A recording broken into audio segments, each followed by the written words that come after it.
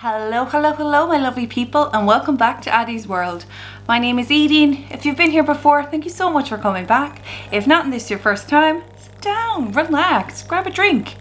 Stay to the end of the video. If you like what you see, maybe think about hitting the subscribe button and making sure your bell is on for all upcoming notifications. Okay guys, we are back with True Crime Thursday.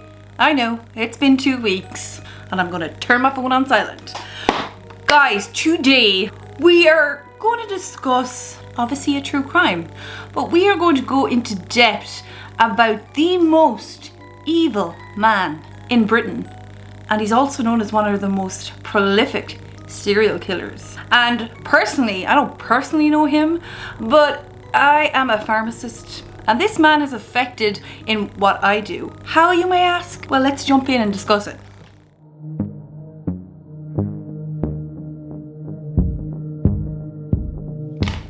Okay, my lovely people, for True Crime Thursday this week, we are going to talk about the infamous Dr. Harold Shipman, Fred to friends. If you don't know who Dr. Harold Shipman is, stay tuned, because he was not a nice man by any stretch of the means. So what we're going to do is we're going to start basically at the end of his reign of terror. So we are going back to 1998, where an elderly lady by the name of Elizabeth Grundy had been found dead in her house. It seemed to be natural causes, but it was noted that Dr. Shipman was her GP and he was the last person to see her alive, the last person to visit her. So Elizabeth had a daughter who was a lawyer by the name of Angela Woodruff, and she was contacted by a solicitor by the name of Burgess and was told that her mum's full estate and her will, everything had been read, and the full estate, which was roughly around £368,000 in 1998, so you can only imagine what it is now, was left to one person only, one beneficiary of her will, and that was Dr. Harold Shipman. Now, this started to ring alarm bells in Angela's head and the Burgess' head. They knew Kathleen. There was no family disputes. There was a good relationship. There was no rhyme nor reason.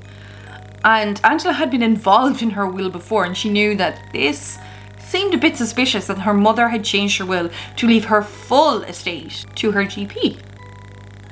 So Angela was kind of encouraged to take this matter to the police, and upon kind of reviewing it, an exhumation of Kathleen Grundy's body took place, and when testing was carried out, it was noted that there was trace amounts of diamorphine, which is heroin, in her system.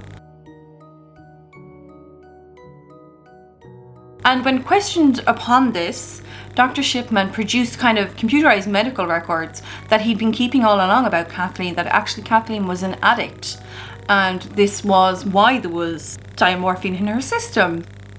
But what he didn't realize is these, because they were computerized, they could trace it back that all these notes about Kathleen's medical history, her addiction, what medications were on, these were all added in post Kathleen's death. So Shipman was kind of caught out here, and that December 1998 he was arrested. Little did anyone know to the full extent of what a twisted monster this man was, to the full range, and how many people who he took their lives. So let's rewind it back and go back to Harold himself. In January 46. Harold Shipman was born to parents Harold and Vera in Nottingham in the UK. He was the second of 3 children, had from all extents and purposes had a fine upbringing, no trauma, no nothing like that.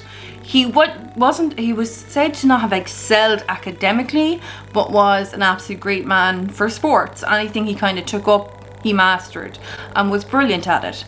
Now, the only tragic thing that we can see, not the only tragic thing, but when Harold was 17, he was very close to his mum, but she was actually diagnosed with lung cancer. So they kind of said this could have become his modus operandum.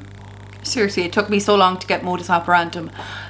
that when she was in pain, because she was in so much pain, he would notice that GPs would come in, and to help manage pain, if you're on palliative care, when someone is passing away and they're in a lot of pain, they can't swallow, so they are actually given an injection. And I've seen doses, they kind of titrate up. They can start off very small to kind of help manage the pain, but as unfortunately a patient becomes closer to their end of the life, pain increases, and so do the doses. So Harold could see from this that when the doctor came in and administered the morphine to his mum, she became calmer, she was in less pain, she was kind of settled. But unfortunately, she did later on pass away, and Harold was only 17 at the time. So from here, we then go to 1970. Harold actually went to medical school at the Leeds School of Medicine. It was a university, and that was in 1970. He graduated from there and actually took up his first position. He took up his first position in 1974, and this was in a place called Abraham Amrad Medical Center.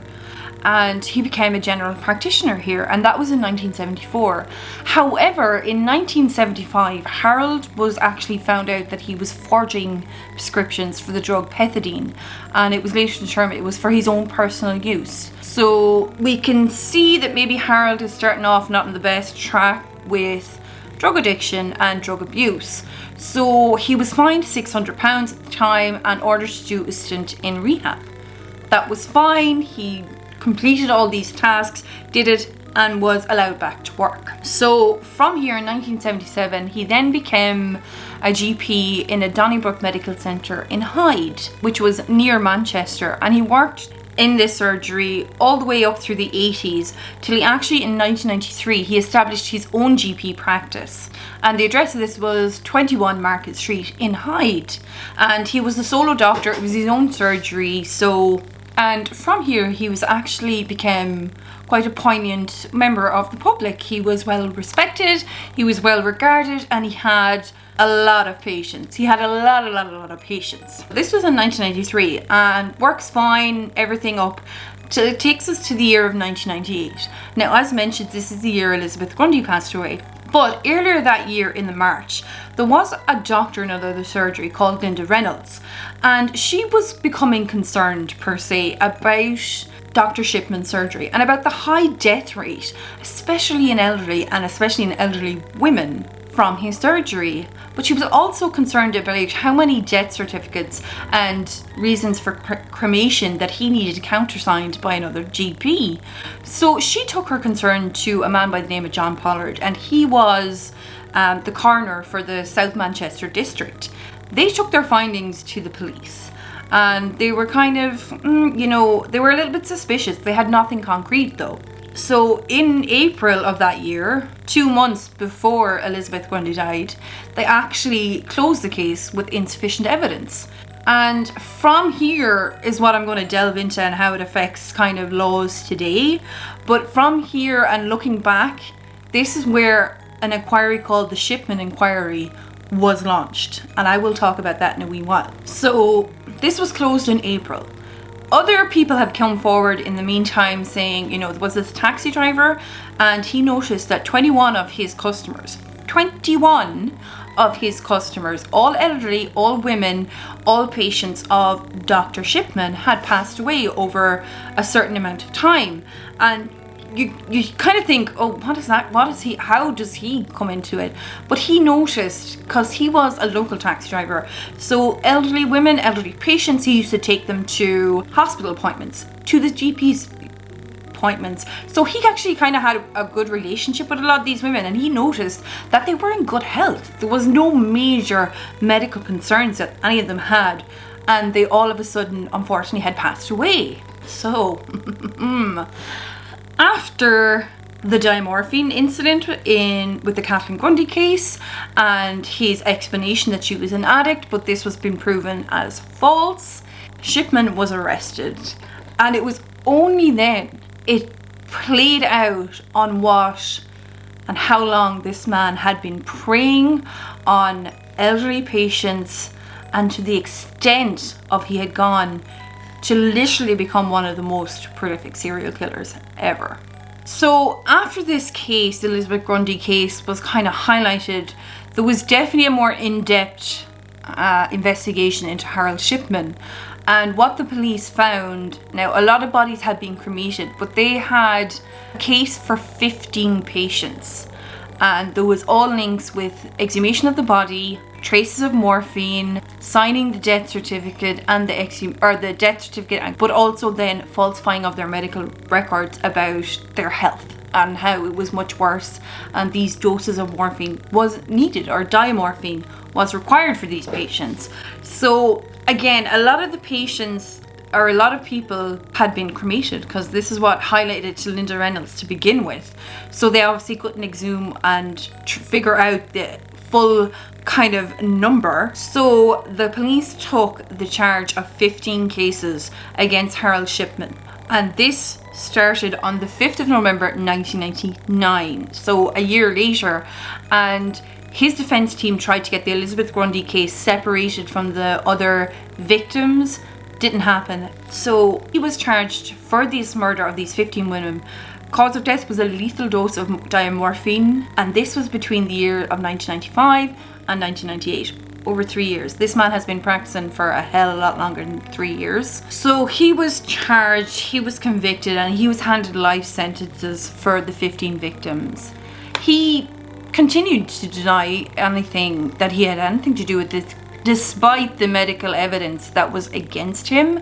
His wife Primrose, who had been married to him for years, she denied that she ever knew anything about it. He wasn't like that at home, and she was believed. She was believed that she knew nothing of the monster he actually was. But in his total and in his lifetime, Harold Shipman has said to have, I think it's in documents, 218 people he has killed. However, the state and the judges and stuff like that, I think it's well over 250 people he has killed, and it's said to have ranged as young as 41. There is an unsubstantiated case that it might have been young as 4 years old, but the youngest one they can trace back to Harold Shipman is officially 41. And what he would do is he had his own typewriter, and a lot of the time he would bring the patient in. He could perhaps, like what he did with Elizabeth, was he typed up her will for him, or he typed up her will unbeknownst to her, hence leaving the money to himself. And when she was in one day, he goes, oh, you need bloods, you need something, just sign this and we'll get it sent off. She signed it unbeknownst to what it was, so therefore it was her correct signature on it.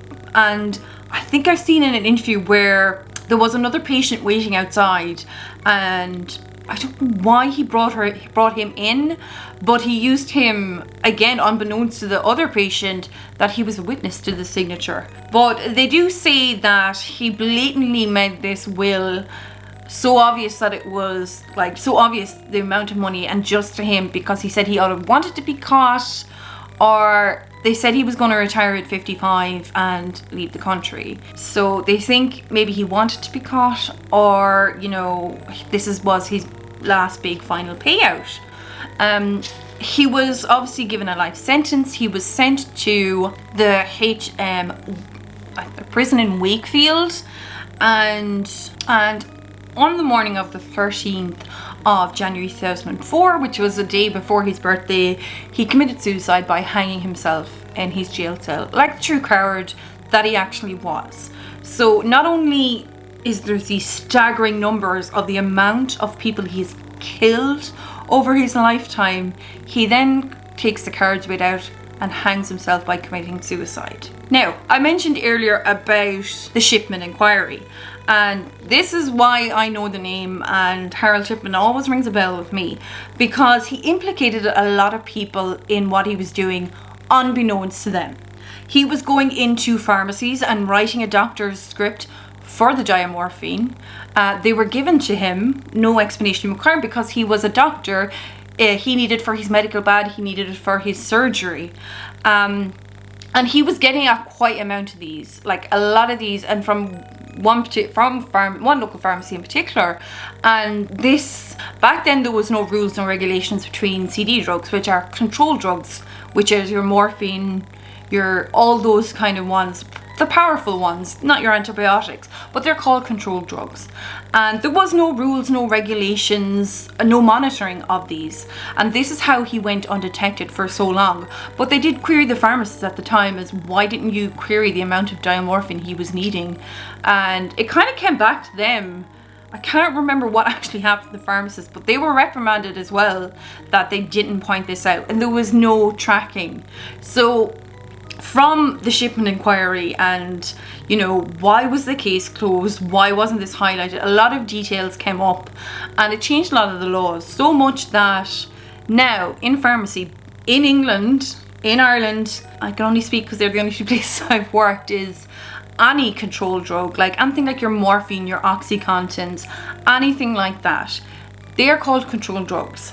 They go in a safe. The safe has to be attached, has to be locked at all times, and the safe has to be actually grounded in the pharmacy. So obviously nobody can come in and be like, oh, a safe, I'll just pull it. It has to be grounded. But not only that, there has to be strict regulations about the ordering, and when somebody wants it, you have, when you get it in from your suppliers, you have to write your date, your pharmacy number, your invoice number, your quantity, and what quantity you have in the safe. Like, it has to be so documented.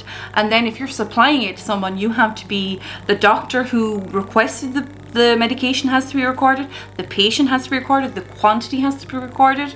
So I know lovely Dr. Shipman from college, from learning all about this, and this is why there's such strict rules and guidelines around supply of controlled drugs in pharmacy now.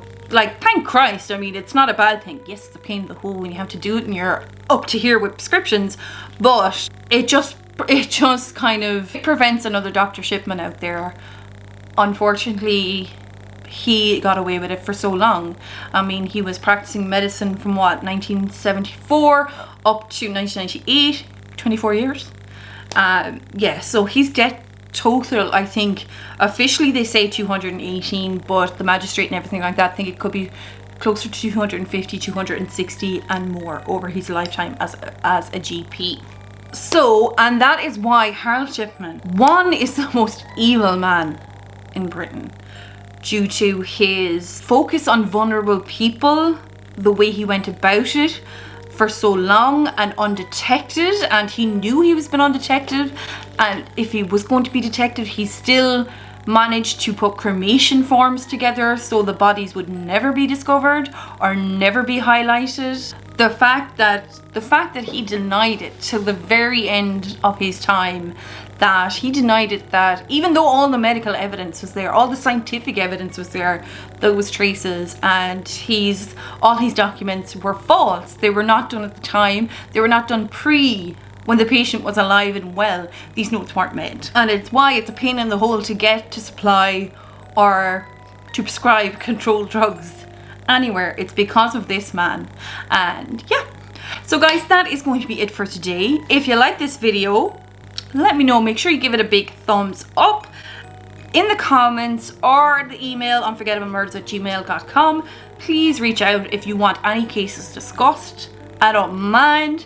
I did mention, I think in my other video, there is going to be a change to the rules of the giveaway, and it's purely because of, I'm going to be putting pictures on Instagram, and it's going to be subscribe, like and comment, but also it's going to be a tag and share situation on Instagram as well. And as per Kelly, I have now made my Instagram public. Didn't know how to do it, didn't realize my account was private, but I'm stupid when it comes to that.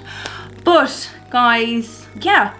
Also, I'm going to start a little game. Whoever is the first to comment and let me know what they thought of Harold Shipman, I'm going to pin them at the top of the comments and give them a big thumbs up, guys. So, you know, it's just a fun way to thank you guys, and, you know, to make it a little bit more fun. So, I'm going to sign off for today, guys. Stay cool, stay calm, and wear your goddamn mask. I love you, and I'll see you in the next one. Bye.